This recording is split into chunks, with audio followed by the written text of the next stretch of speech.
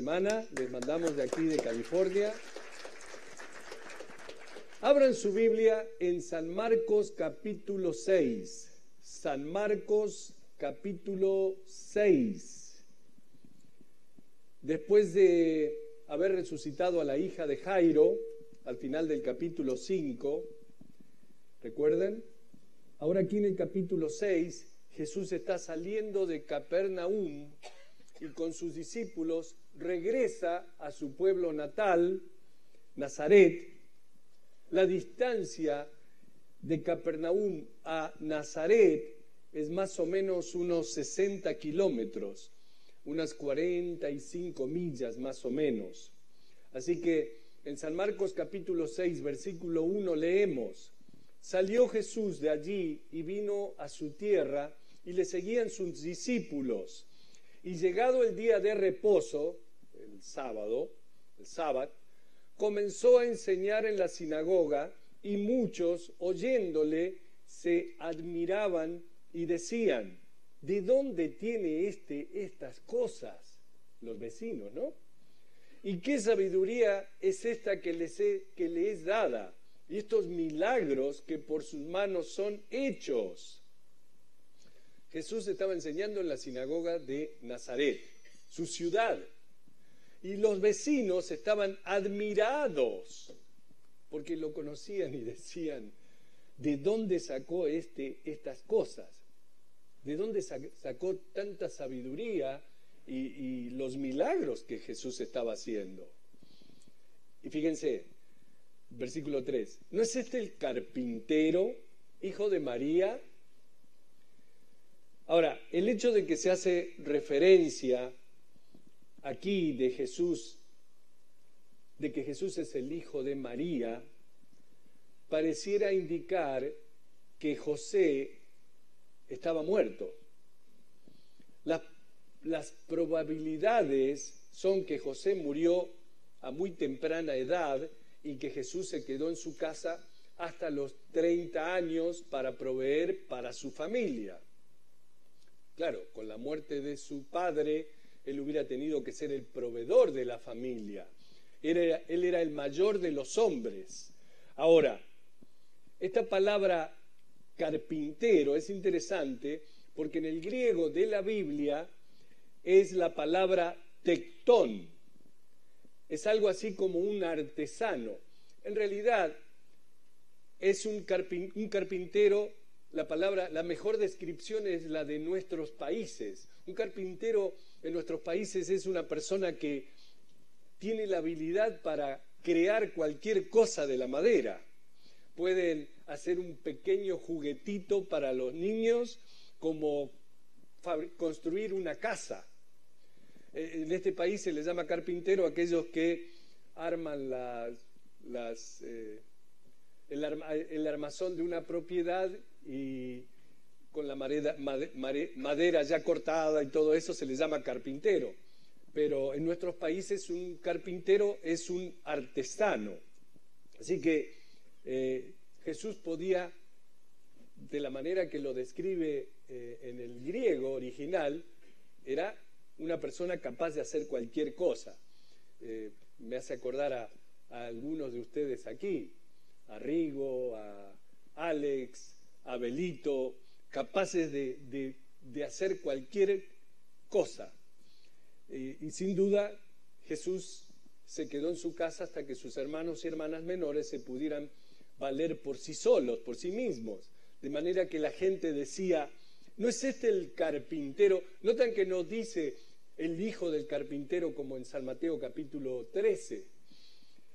Hijo de María, hermano de Jacobo, de José, de Judas y de Simón. ¿No están también aquí con nosotros sus hermanas? Y se escandalizaban de él. Por lo que vemos aquí, Jesús tenía al menos 3 hermanos varones: Jacobo, José, Judas, 4 hermanos varones y por lo menos 2 hermanas, porque dice: ¿no están también aquí con nosotros sus hermanas? Así que como que era una familia numerosa. Ahora, qué se escandalizaban? Porque lo conocían. Jesús había vivido allí 30 años de su vida y ellos aparentemente todavía no lo habían visto en acción. Así que el versículo 4 dice, mas Jesús les decía, no hay profeta sin honra sino en su propia tierra y entre sus parientes y en su casa. En otras palabras, Jesús les dice, en todas partes se honra a los profetas, menos en su tierra, entre sus familiares y en su propia casa. Donde quiera que él iba, era reconocido por la gente, pero en su propia ciudad no lo reconocían y se rehusaban a reconocerlo. Versículo 5. Fíjense hasta dónde llega la falta de fe, porque estamos hablando de Jesús, Dios mismo. Y no pudo hacer allí ningún milagro, salvo que sanó a unos pocos enfermos, poniendo sobre ellos las manos, y estaba asombrado de la incredulidad de ellos, y recorría las aldeas alrededor enseñando. Jesús no pudo hacer muchos milagros allí en Nazaret, simplemente por la incredulidad de su propia gente. La incredulidad les impedía que vinieran a Él, que lo aceptaran a Él, porque si hubieran venido a Él, de seguro hubieran sido sanados. Solo, dice, puso sus manos sobre algunos enfermos, pero no hubo grandes milagros en Nazaret, como lo hubo en las orillas del lago de Galilea. En realidad, Marco no lo menciona, pero en San Lucas capítulo 4 dice que se tuvo que escapar de Nazaret para que no lo agarren y lo avienten de un cerro, de una montaña. Así que su propia gente. Versículo 7. Después llamó a los 12 y comenzó a enviarlos de 2 en 2 y les dio autoridad sobre los espíritus inmundos y les mandó que no llevasen nada para el camino, sino solamente bordón, ni alforja, la alforja era como una mochila, ni pan ni dinero en el cinto, sino que calzasen sandalias y no vistiesen 2 túnicas. Lo único con lo puesto, ¿no? Y un bastón, un bordón. Tenía que confiar en el Señor. Esa es la razón. Y les dijo, versículo 10, donde quiera que entréis en una casa, posad en ella hasta que salgáis de aquel lugar. Ok, en otras palabras, no tienen que andar de casa en casa. Y si en algún lugar no os recibieren, ni os oyeren, salid de allí y sacudid el polvo que está debajo de vuestros pies para testimonio a ellos. Esto de sacudirse el polvo de los pies era un acto de mucho desprecio. La tradición era que cuando un judío regresaba a su país o a su tierra de lugares extraños, se sacudía el polvo de las impurezas que se adherían a sus pies. Así que salid de allí y sacudid el polvo que está debajo de vuestros pies para testimonio de ellos. Y fíjense hasta dónde llega. De cierto os digo que en el día del juicio será más tolerable el castigo para los de Sodoma y Gomorra que para aquella ciudad. O sea, el castigo va a ser peor para aquellos que no aceptan a Cristo Jesús cuando tú le compartes. Ahora, noten que lo que dice Jesús, que los discípulos no eran culpables si la gente rechazaba el mensaje de salvación. ¿Saben? Nosotros tampoco tenemos la culpa de que alguien rechace el mensaje de salvación de Dios o de Cristo. Pero, de cualquier manera, tenemos el deber de proclamarlo con fidelidad y con confianza. ¿Recuerdan que hemos recibido el poder sobre nosotros para evangelizar, para llevar el mensaje. La otra cosa que observamos aquí es que el Señor habla sobre escalas o grados de juicio para la gente. De cierto os digo que en el día del juicio será más tolerable el castigo para los de Sodoma y Gomorra que para aquella ciudad. Y hay gente que está afligida por los que no aceptan a Jesús, porque creen que todos van a recibir el mismo castigo. Bueno, San Lucas capítulo 12, el versículo 48, Jesús dice: mas el que sin conocerla hizo cosas dignas de azotes, será azotado poco, porque no sabía lo suficiente. Porque a todo aquel a quien se haya dado mucho, mucho se le demandará, y al que mucho se le haya confiado, más se le pedirá. Si una persona conoce cuál es la voluntad de Dios y no la obedece, será golpeado con mucho más azotes. Esto es para aquellos que están en iglesias donde se enseña la palabra de Dios, donde les explican la palabra de Dios y después salen de la iglesia y viven como se le da la gana sin obedecer la palabra de Dios. Va a ser más duro el castigo, dice. Pero que a los que sin conocer la voluntad del Padre hicieron cosas dignas de azotes, por ejemplo, gente que va a iglesias donde no se enseña la palabra de Dios, donde se escuchan mensajes todos los días de aleluya y de mensajes de que todo es bonito y todo es lindo, y no obedecen, van a ser castigados o azotados, pero no de la misma manera que aquellos que tienen el conocimiento. Así que al que sabe mucho se le demandará mucho más, y al que mucho se le haya confiado, más se le pedirá, y al que se le haya dado poco, poco se le demandará. En otras palabras, el que más sabe, más responsabilidad tiene.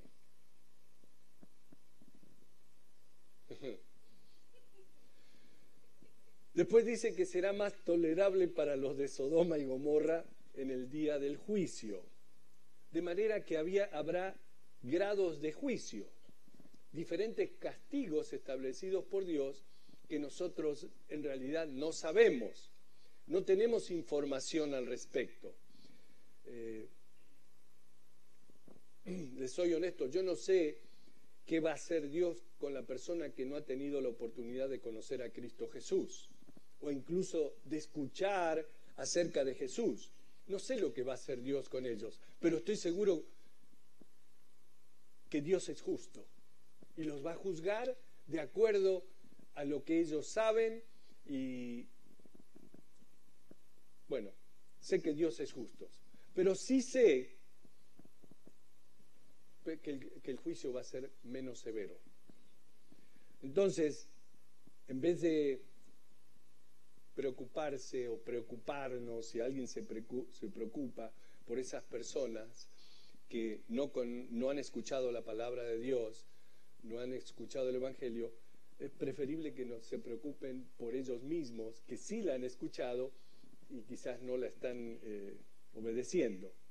De manera que somos responsables por lo que sabemos, y aquel que conoce la voluntad del Señor y no la hace, esa es la persona que está en problemas.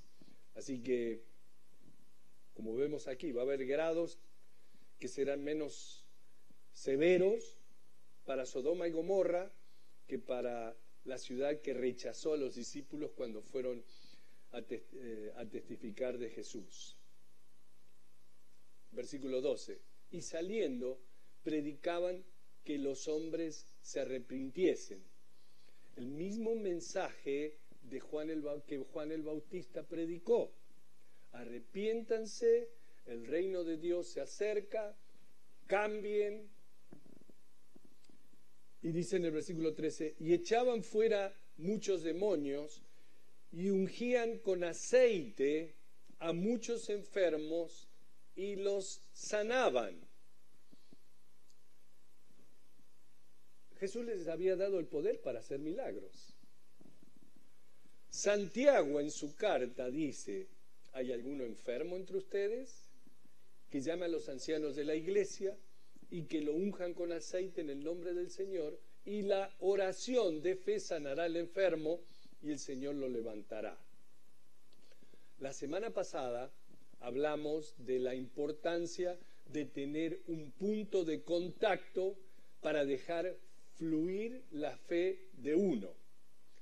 ¿Recuerdan? La mujer decía: si tan solo tocase su manto, sé que seré sanada. Y cuando lo hizo, ella sintió que fue sanada inmediatamente. Y Jesús dijo: ¿quién me tocó? Hubo un punto de contacto en el que ella soltó su fe y fue sanada. La fe dejó de ser algo pasiva para ella y se volvió algo activo. Su fe fue liberada. En el caso de la unción con aceite, yo creo que tiene el mismo valor. Es un acto simbólico.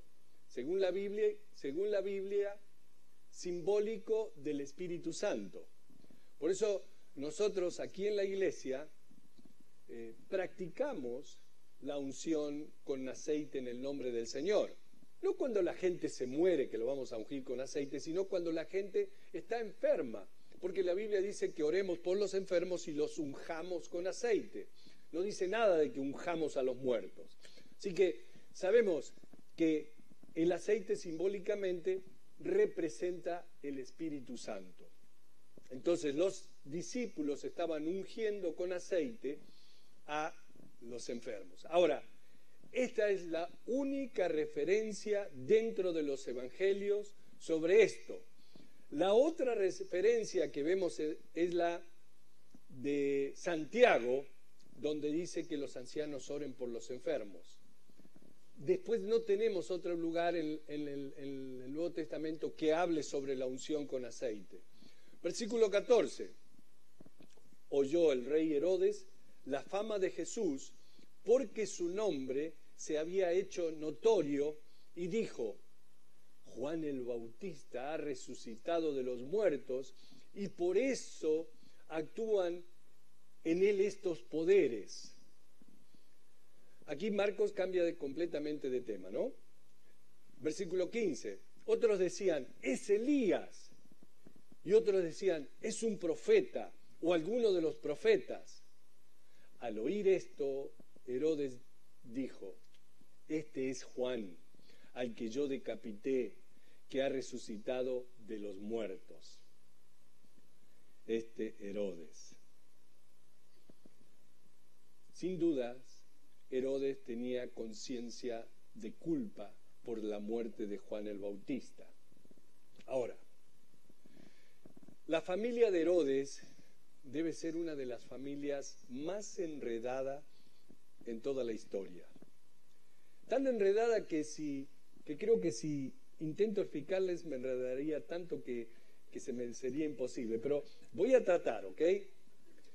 Este Herodes es Herodes Antipas, hijo de Herodes el Grande. Herodes el Grande, para aquellos que no tienen idea, fue el Herodes que estaba gobernando en el tiempo del nacimiento de Jesús. O sea, el papá de este Herodes, Herodes el Grande. A él fueron los Reyes Magos y le preguntaron en dónde iba a nacer el Mesías.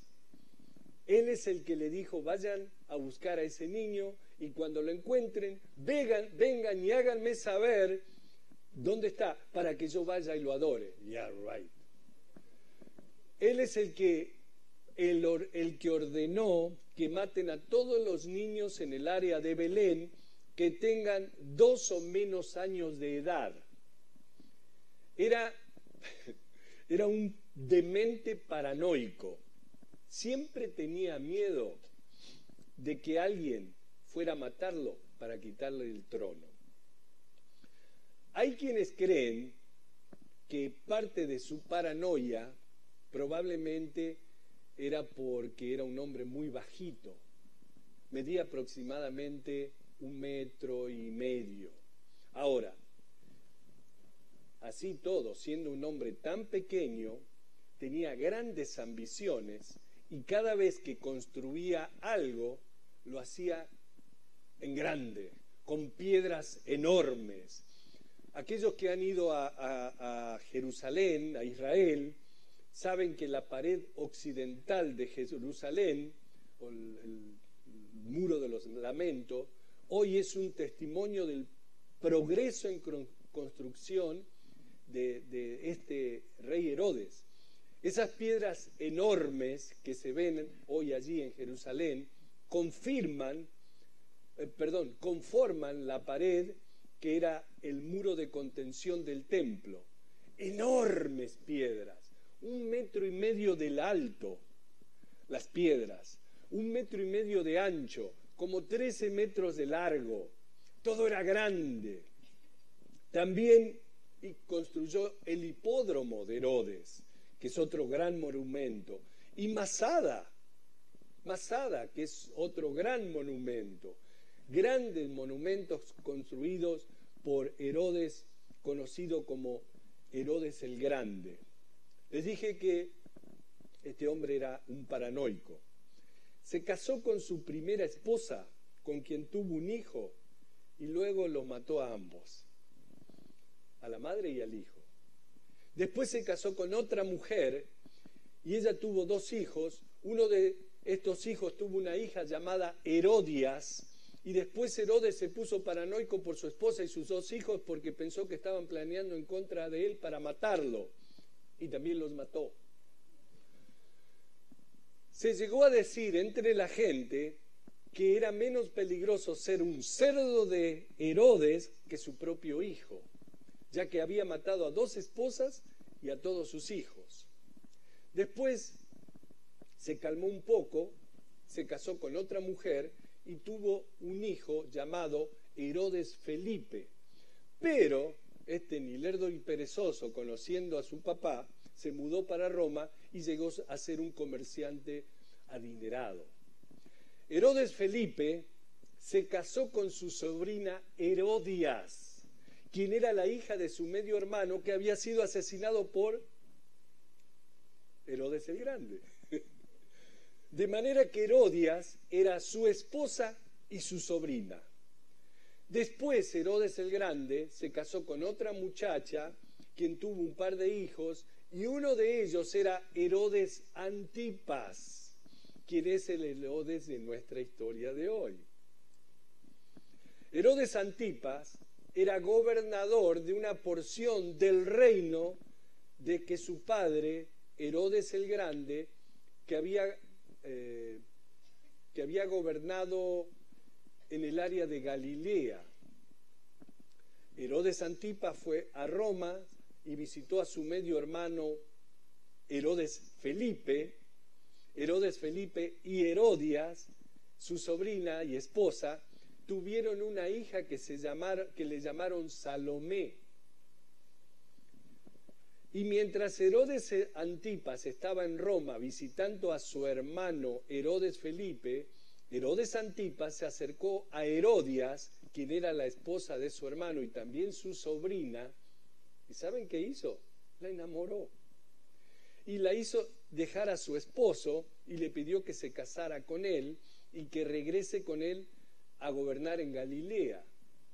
Como les dije, es una historia bastante complicada de los herodianos. Para esto, Juan el Bautista, que disparaba directo al grano, no se privaba de nada, dijo algo en contra de esta acción pecadora de Herodes Antipas. El versículo 17 dice: porque el mismo Herodes había enviado y prendido a Juan y le había encadenado en la cárcel por causa de Herodias, mujer de Felipe, su hermano, pues la había tomado por mujer. Porque Juan decía a Herodes, Juan el Bautista, no te es lícito tener la mujer de tu hermano. Hey, tú, no está bien que tengas a la mujer de tu hermano. ¿Y qué hizo? Lo metió en la cárcel con cadenas. Ahora, en la cárcel, mientras que Juan estaba en la cárcel, a Herodes le gustaba escuchar a Juan. Claro, no le obedecía en lo que Juan le decía, pero le gustaba escucharlo. Estaba fascinado con él. Pero Herodias era una mujer muy ambiciosa y convenció a Herodes Antipas a que vayan a Roma.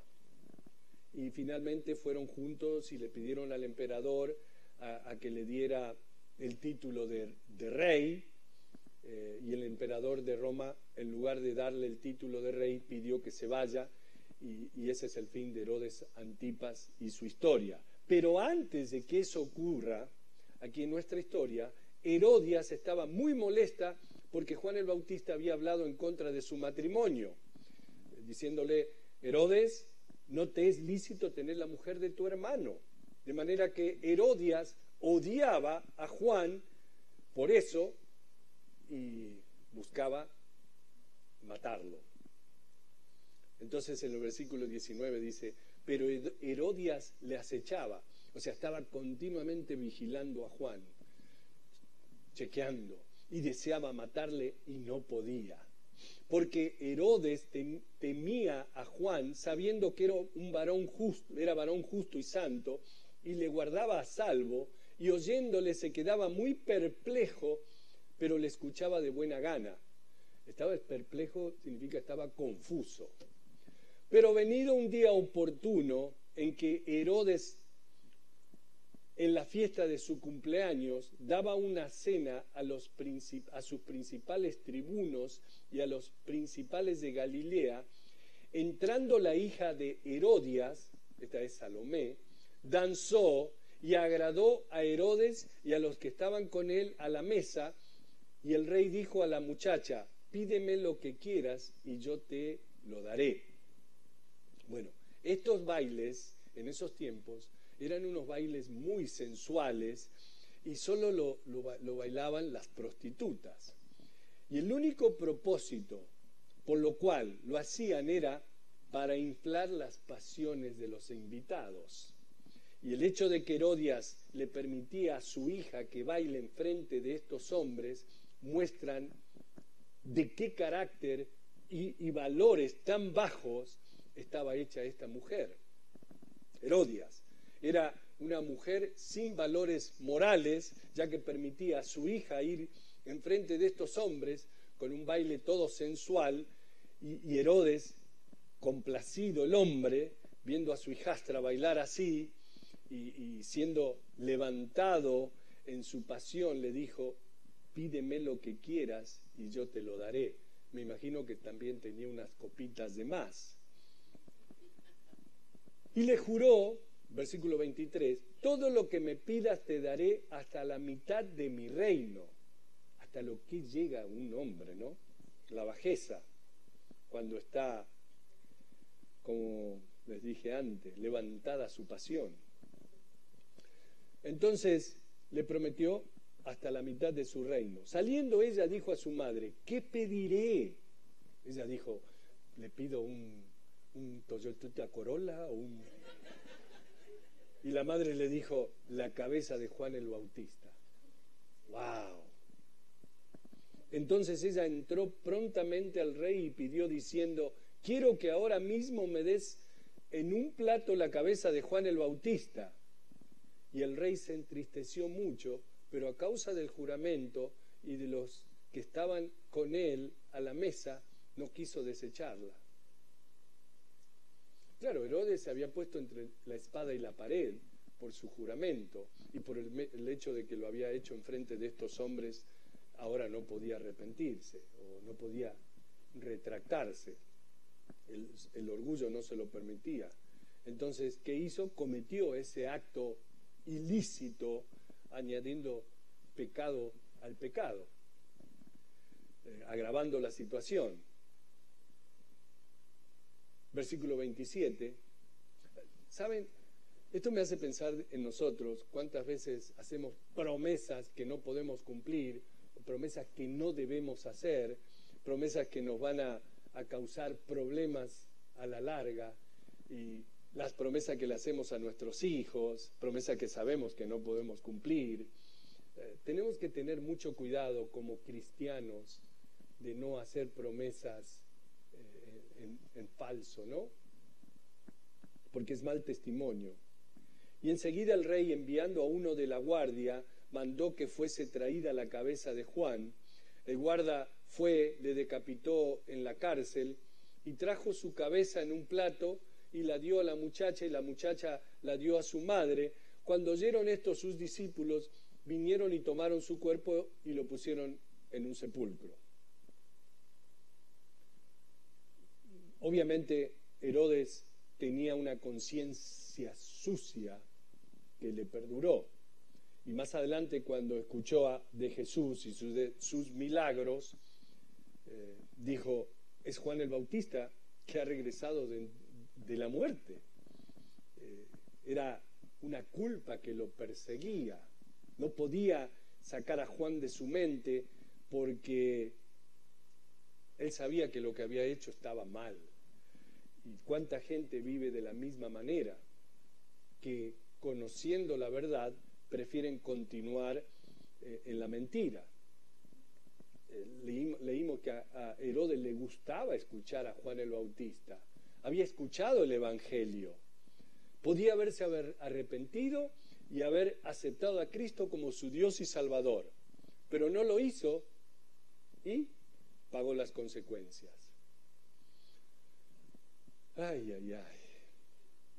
Aquí, por el momento, termina esta triste historia de Herodes y regresa a Jesús, que había enviado a sus apóstoles para ministrar, y ahora regresan de esa misión de predicar.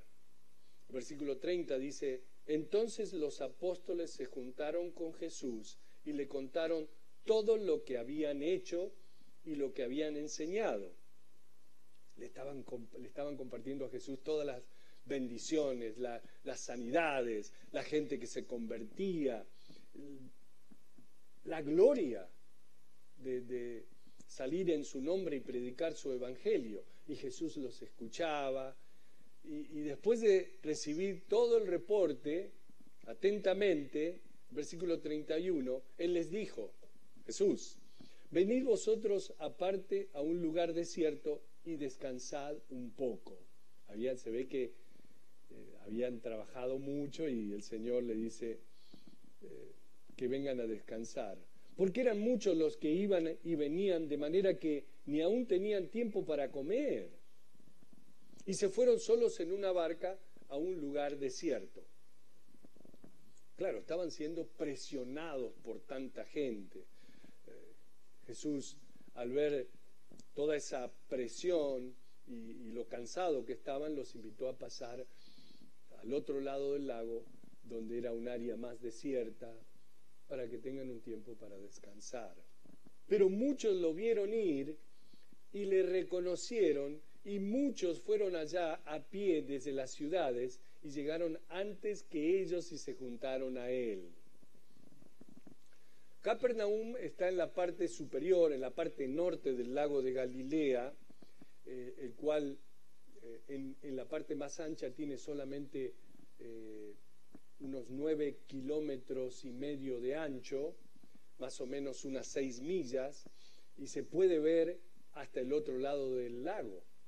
Quizás era bien arriba y no cruzaron por el medio, cruzaron por una esquinita, de manera que era fácil para ellos llegar ver la dirección que iba la barca, y corrieron hacia el otro lado.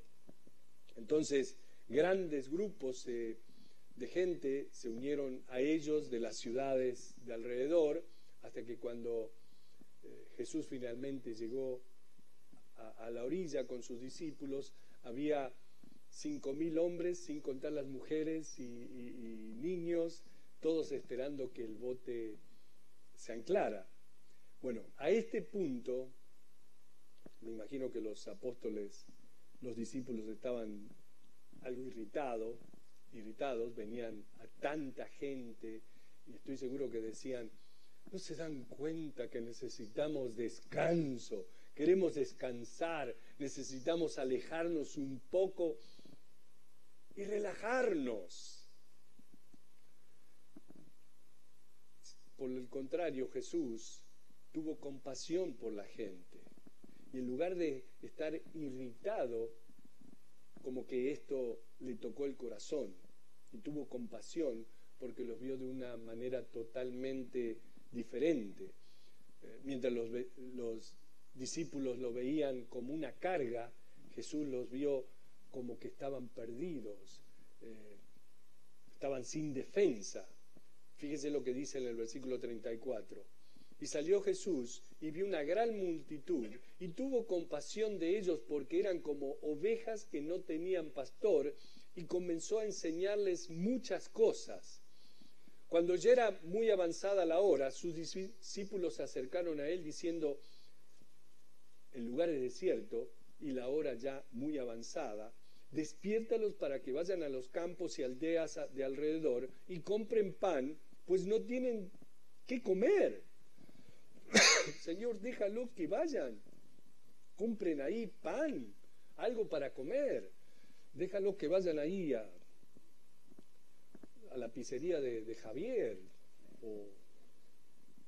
o a Tacos Alberto Restaurant, y ahí lo va a atender toda la familia de Milo. Versículo 37, respondiendo él les dijo, dadle vosotros de comer. Ellos le dijeron, que vayamos y compremos pan por 200 denarios y les demos de comer. Él les dijo, ¿cuántos panes tenéis? Id y vedlo. Y al saberlo dijeron, 5 y 2 peces, o sea, 5 panes. Y les mandó que hiciesen recostar a todos por grupos sobre la hierba verde, y se recostaron por grupos de 100 en 100 y de 50 en 50. Era mucha gente la que había allí, ¿no? Y los separaron en grupos de 100 y de 50. Entonces tomó los 5 panes y los 2 peces, y levantando los ojos al cielo, bendijo y partió los panes, y dio a sus discípulos para que los pusiesen delante, y repartió los 2 peces entre todos, y comieron todos y se saciaron. O sea, comieron hasta que ya no podían comer más. Y recogieron de los pedazos 12 cestas llenas, y de lo que sobró de los peces, y los que comieron eran 5,000 hombres. Ok, lo primero de los 2 incidentes que se mencionan es que Jesús milagrosamente alimentó a la muchedumbre con solo unos cuantos panes, pero había 5,000 hombres sin contar a las mujeres y los niños. Eso significa que probablemente fueron alimentados de 10 a 15,000 personas solo con 5 panes y 2 peces. Y después que todos estaban llenos, recogieron 12 canastas de los pedazos que sobraron, y eso también es interesante. Tremendo milagro, ¿no? Versículo 45. Enseguida hizo a sus discípulos entrar en la barca e ir delante de él a Betsaida, en la otra ribera, entre tanto que él despedía a la multitud. Y después que los hubo despedido, fue al monte a orar.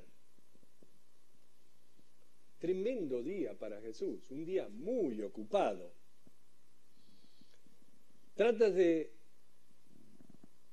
escapar para descansar, llegas a la orilla y hay 10,000 personas esperándote y das todo de ti hasta que llega la noche, y después de hacer un milagro pareciera que ahora ya estás listo para descansar. Y vemos que despide a sus discípulos y a la multitud, y después de esto uno piensa, ok, ahora sí necesita descansar. ¿Pero qué hace? ¿cómo encuentra Jesús su descanso? Se fue al monte a orar.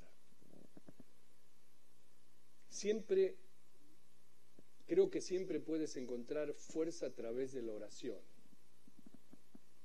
Creo que la oración es nuestro mejor lugar de descanso y de fortalecimiento. Vemos que Jesús siempre oraba. Jesús se alejaba de la gente para orar. Y una de las cosas que más nos deben animar a orar es el hecho de que Jesús oraba.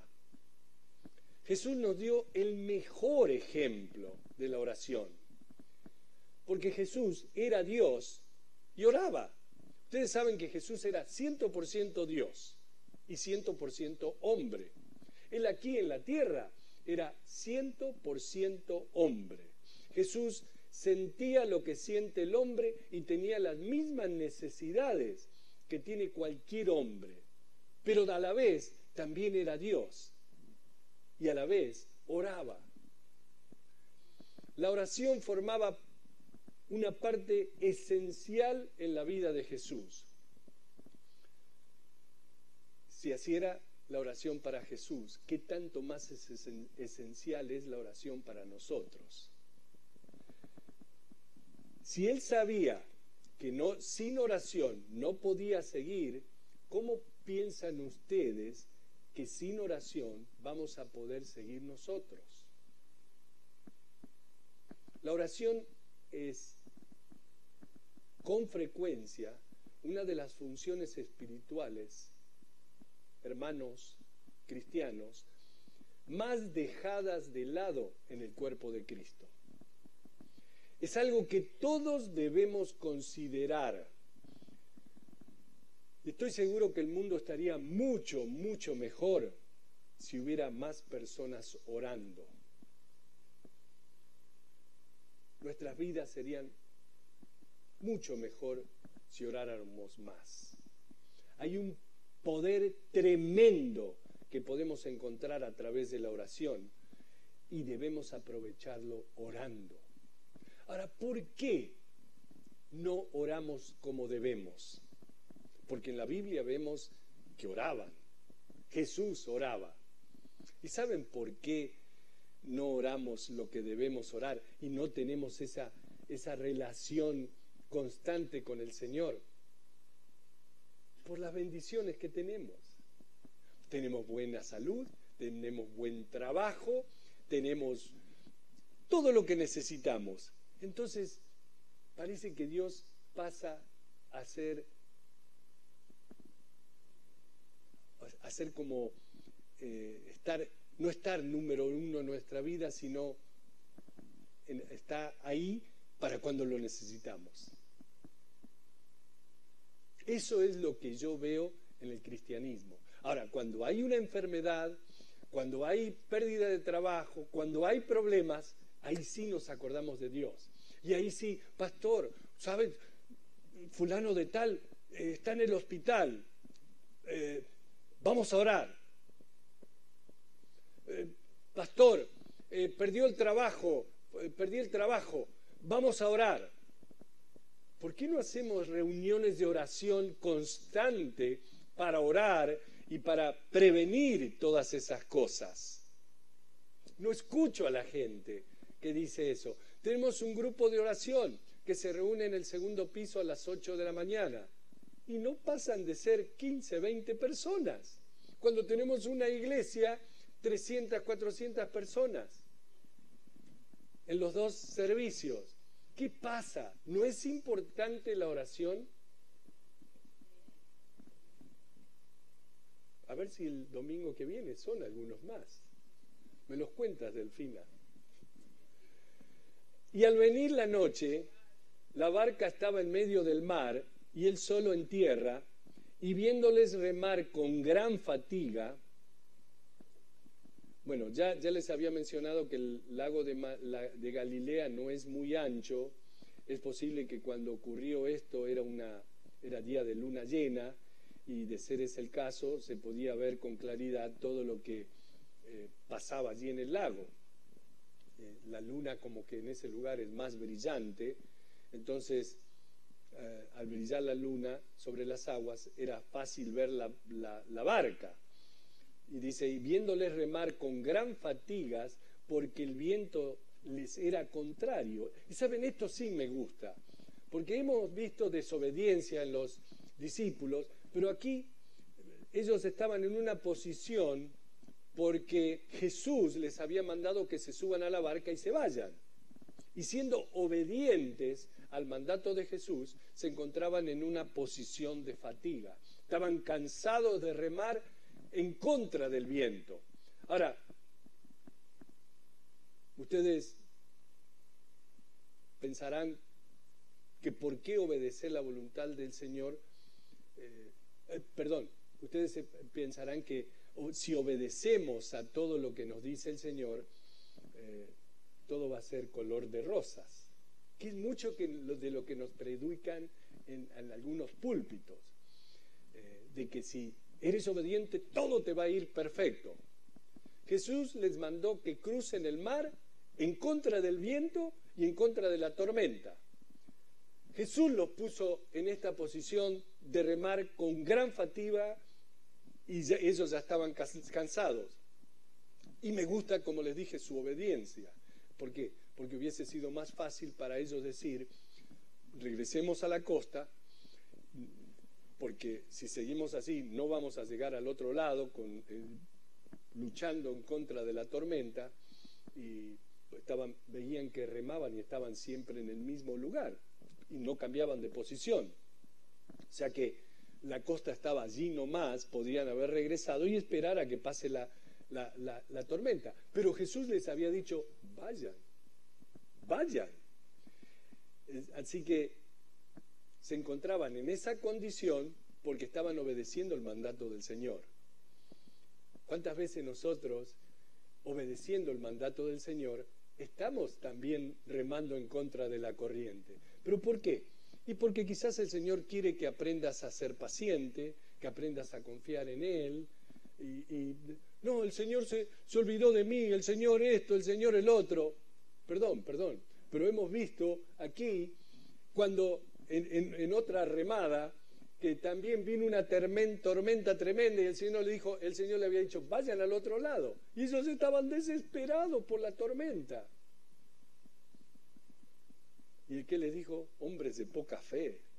Bueno, ¿cuántas veces a nosotros nos pasa lo mismo? Estamos en la voluntad de Dios, estamos trabajando para el Señor, nuestro corazón está bien y hay inconvenientes. Quizás el Señor quiere que maduremos, crezcamos, y si va todo bien, quizás nos olvidamos de orar. Y viéndole remar con gran fatiga, porque el viento les era contrario, cerca de la 4ª vigilia de la noche, vino a ellos andando sobre el mar y quería adelantárseles. La 4ª vigilia de la noche empieza a las 3 de la madrugada y va hasta las 6 de la mañana. Ellos seguro habían estado remando por un largo tiempo y Jesús los estaba viendo. Cerca de la 4ª vigilia de la noche vino a ellos andando sobre el mar y quería adelantárseles. Y saben, esto a mí me da gracia. Y muchas veces la gente pregunta si Jesús se reía como nosotros. Yo pienso que Jesús tenía un tremendo sentido del humor. Imagínense esta película. Ellos están desesperados remando con toda la fuerza y Él viene caminando sobre el agua y actúa como que no los ve y pasa a su lado como si nada fuera. ¿Se lo imaginan? Entonces, versículo 49, viéndole ellos andar sobre el mar, pensaban que era un fantasma y gritaron, porque todos le veían y se turbaron, pero enseguida habló con ellos y les dijo, hey, tened ánimo, yo soy, no temáis. Y subió a ellos en la barca y se calmó el viento y ellos se asombraron en gran manera y se maravillaban. Bueno, Marcos aquí no lo menciona, pero en Mateo sí está, en Mateo capítulo 14, la caminata de Pedro en el agua, ¿recuerdan? que Pedro le pidió que quería caminar también. Pero aquí no lo vemos.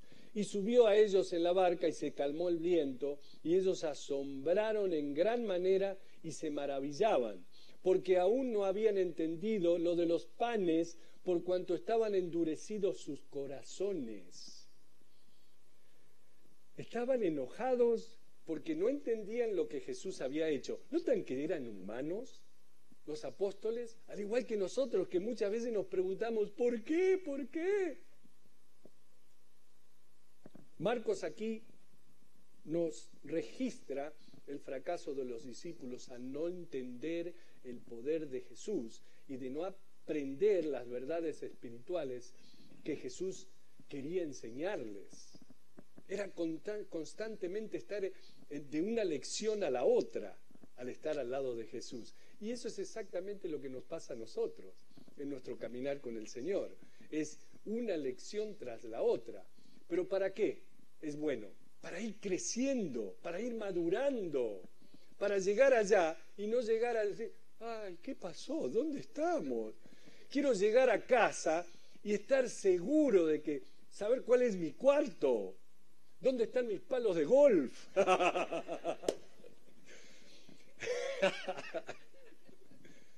Y terminada la travesía, versículo 13, vinieron a tierra de Genesaret y arribaron a la orilla. No se fueron directamente a Capernaum, sino al sur de Capernaum, a este lugar llamado Genesaret.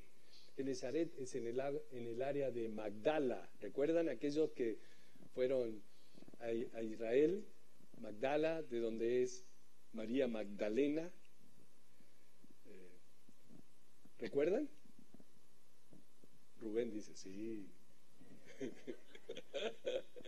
Y saliendo ellos de la barca, enseguida la gente le conoció, y recorriendo toda la tierra de alrededor, comenzaron a traer de todas partes enfermos en lechos a donde oían que estaba, y donde quiera que entraba, en aldeas o ciudades o campos, ponían en las calles a los que estaban enfermos y le rogaban que les dejase tocar siquiera el borde de su manto, y todos los que le tocaban quedaban sanos. ¿Recuerdan a la mujer que le había tocado anteriormente? Como que ella dio lugar a que muchos hicieran lo mismo y soltaran su fe tocando a Jesús. Y todos los que le tocaban eran sanados. ¿Cuántos quieren ser sanados verdaderamente? Señor, sáname, límpiame, purifícame. Señor, quiero orar más. Oremos, ya que estamos.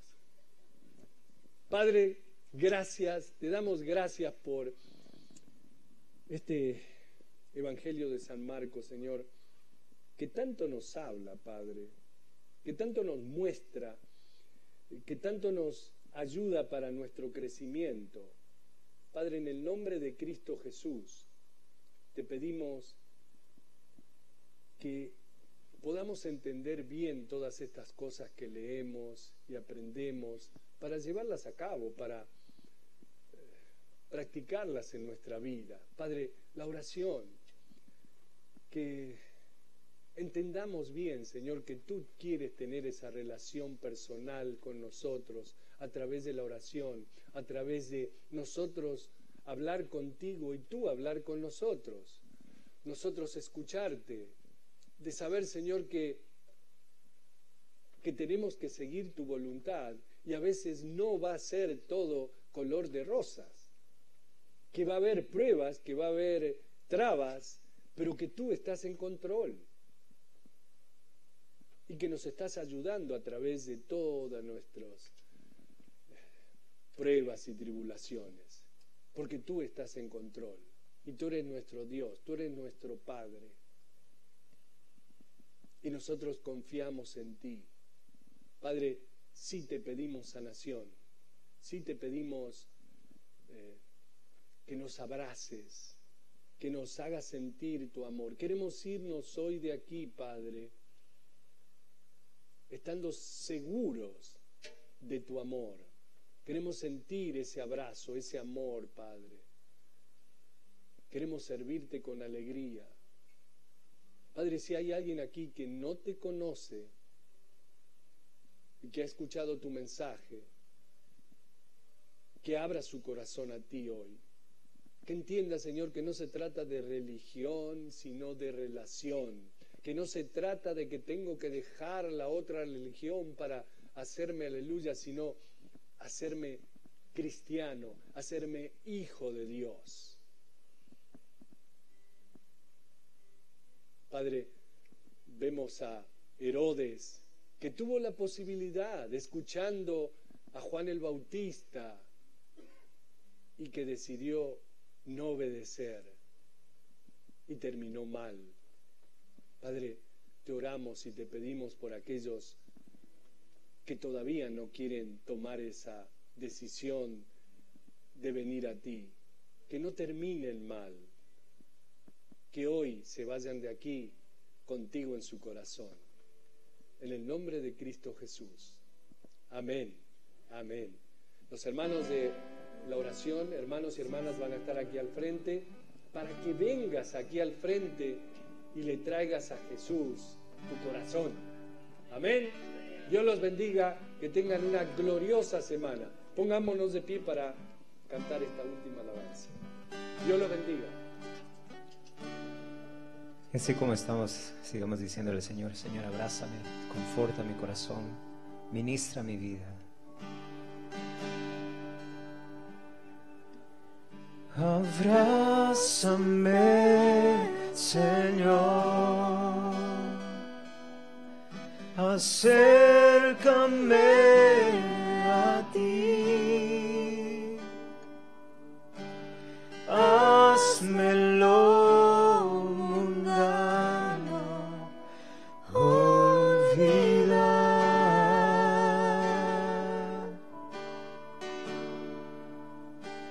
Abrázame, Señor, acércame a ti. Deseo obedecer y adorar. Todos juntos, fuerte la voz. Abrázame, Señor, acércame a ti, házmelo mundano olvidar.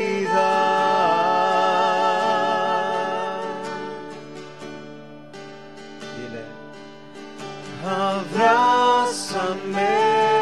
Señor, acércame a ti. Deseo obedecer y adorar. Deseo obedecer y adorar.